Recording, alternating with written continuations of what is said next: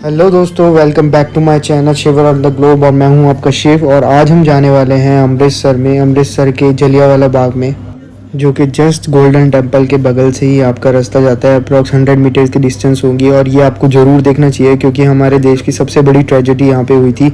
हज़ारों की मात्रा में लोग मारे गए थे। लेकिन उससे पहले जिन लोगों ने मेरा चैनल सब्सक्राइब नहीं किया, प्लीज़ गाइस सब्सक्राइब करें और शेयर करें अगर जो आपको वीडियो पसंद आए तो उसे। वीडियो और जगह स्टार्ट करने से पहले चलिए जानते हैं यहाँ की हिस्टोरिकल स्टोरी।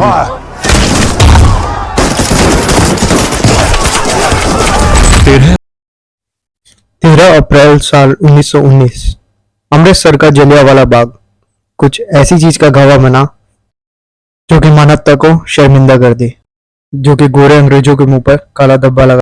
इसी दिन जनरल डायर ने हजारों निहत्थे मासूम हिंदुस्तानियों पर लगातार गोलियां चलवाई। यही नहीं, उन लोगों के भागने के तमाम रास्ते बंद कर दिए गए। सिवाय मौत के उनके लिए कोई रास्ता ना छोड़ा। आगे चल के उधम सिंह ने जलियांवाला बाग हत्याकांड में गोली चलाने वाले जनरल डायर को गोली से मार दिया। लेकिन ये सवाल फिर खड़ा हुआ कि जनरल डायर ही इस हत्याकांड का हत्यारा था।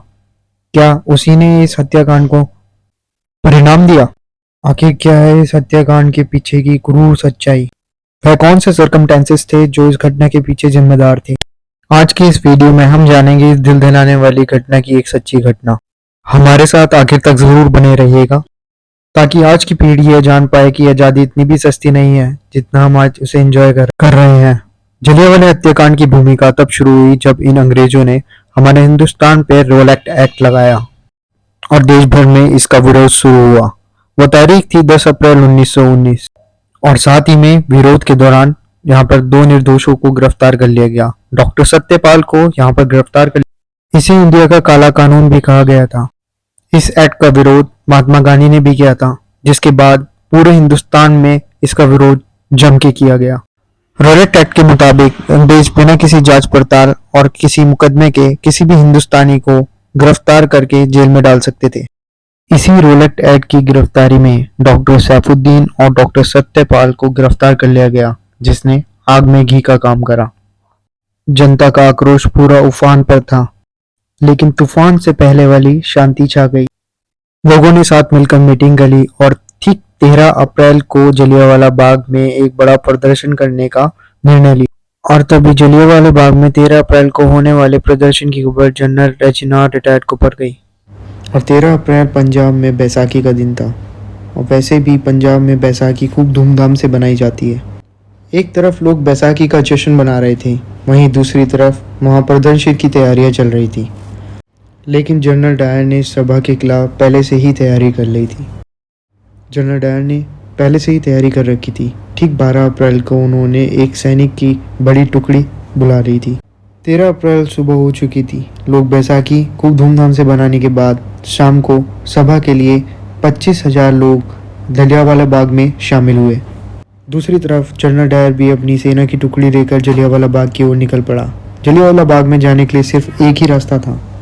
लोगों की सभा समाप्त हो चुकी थी और उन्हें पता भी नहीं चला कि जनरल डायर अपनी पूरी सेना लेकर कब अंदर आया और उसने जलियांवाला बाग के मुंह पर तोप रखकर उसे बंद कर दिया। वहीं जनरल डायर ने अपने सिपाहियों को पोजीशन लेने के लिए कहा और डायरेक्ट फायर का ऑर्डर दे दिया। और तभी बिना किसी चेतावनी के, बिना एक शब्द बोले, उन्होंने गोलियां बरसानी शुरू कर दी। जनरल डायर अपनी 50 राइफल और साथ ही 50 खुखरियाँ लेकर वहाँ पहुँचा था। इसका मतलब यह है वह पहले से ही डिसाइड कर रहा था कि उसे आगे क्या करना है। जवानों ने इस दौरान लगभग 1600 राउंड फायर करे। लोगों को ना संभलने का मौका मिला और ना ही बच पाकर निकलने का। जवान बिना रुके लगातार फायरिंग कर रहे थे। जनरल डायर ने ऑर्डर ही कुछ ऐसा दिया था।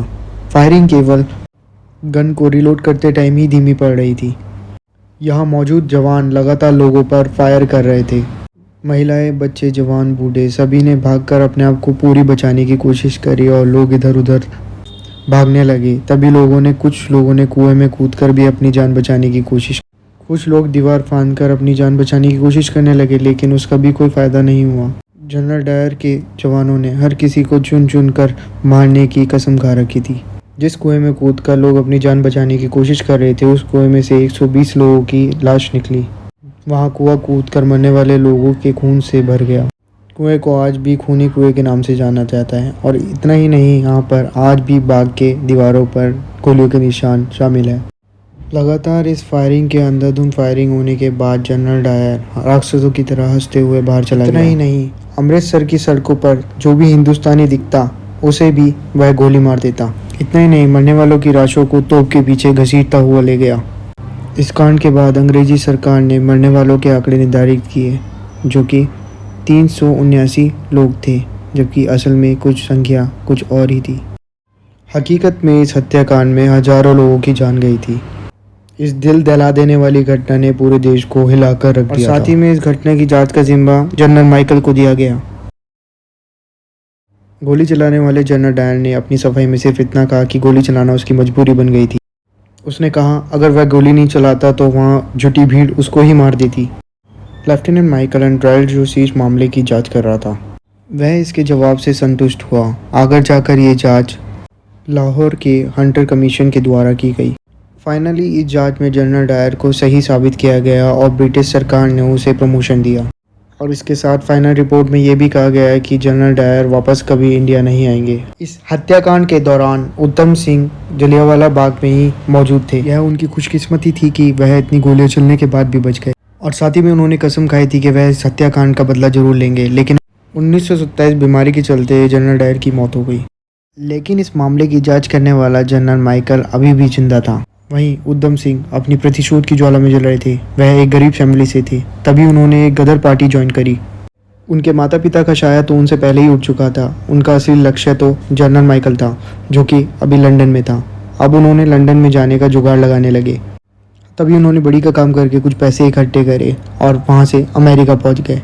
और अमेरिका से सीधा लंदन। लंदन में उन्होंने एक रेस्टोरेंट में काम करने लगे। वहाँ पर उन्होंने पैसे जुटाए और साथ ही में पैसे जुटाकर उन्होंने एक पिस्टल खरीदी। इतने सारे काम करने के चक्कर में उधम सिंह को पूरे इस काम में 21 साल लग गए। फाइनली वह लक्ष्य के अपने काफ़ी करीब पहुँच चुके थे। कैक्सन हॉल में ईस्ट इंडिया एसोसिएशन और रॉयल सेंट्रल एशियन सोसाइटी की मीटिंग होनी थी, वहाँ पर जहाँ पर जनरल माइकल को भी आना था। और वहीं पर उधम सिंह ने अपनी गन को छुपाकर एक बुक के अंदर ले गए और वहाँ पर उन्हें गोली मार दी। तो दोस्तों चलिए चलते हैं अमृतसर और देखते हैं इस दुखद घटना को परिणाम कहाँ पर मिला था। उससे पहले जिन लोगों ने ये चैनल सब्सक्राइब नहीं किया, प्लीज़ सब्सक्राइब कीजिए। और वीडियो पसंद आया तो प्लीज़ दोस्तों के साथ शेयर ज़रूर कीजिए। गोलियों से बचने के लिए लोगों ने जलाने ये वो कुआं है जहाँ पे लोगों ने गोलियों से बचने के लिए छलांग लगाई थी।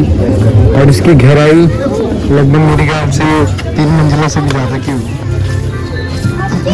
देख सकते हो गाइस, आज भी वहाँ पर गोलियों के निशान है। मैं आपको दिखाता हूँ।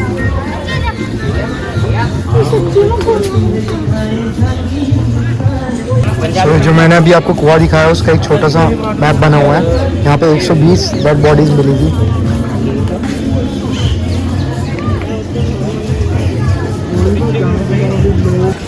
सो ये जो अभी आपको कुआं दिखाया मैंने गाइस, और अब इसके यहाँ पर ये बिल्डिंग है।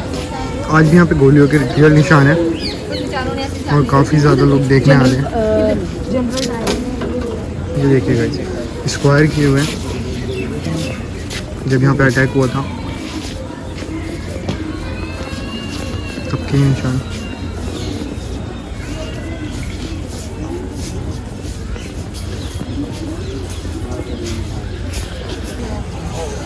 ये देखिए गाइस, इस दीवार का एक अलग महत्व है जिस पे 36 चिन्ह है। देखें, ये 36 गोलियों के निशान है प्रॉपर।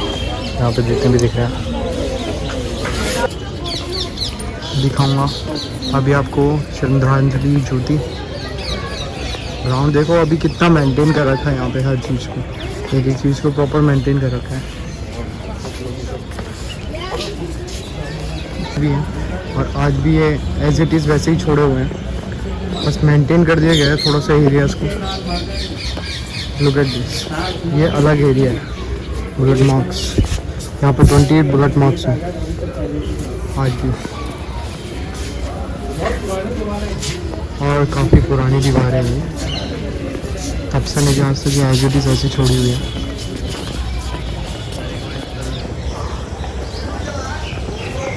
ये देखिए, ये है अमर ज्योति। यहाँ पे कुछ टाइम पहले नरेंद्र मोदी जी भी आए थे।